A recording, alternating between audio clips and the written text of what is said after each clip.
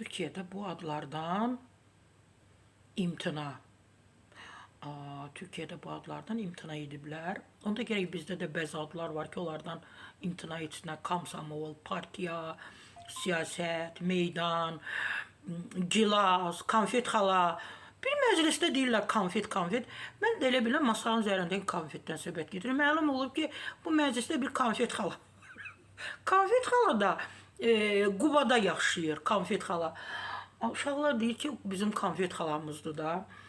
Türkiyədə ən çox dəyişdirilən soyadlar açıqlanıb. Təbii ki, istinad edirəm ölkə.az-a. Hökumət vasitəsilə təklif olunan ad və soyad dəyişikliyi xidmətinə müraciətlər rekord səviyyəsinə çatıb. Əhali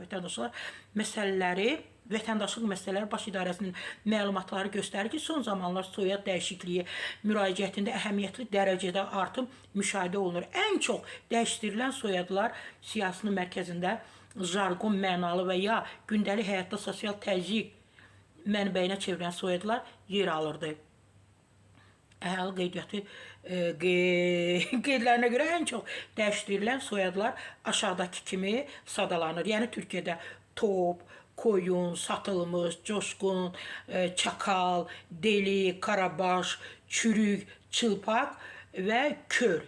Kör burada yazılıb, yeni sabah deməkdir, amma onlarda kör adı da olub da.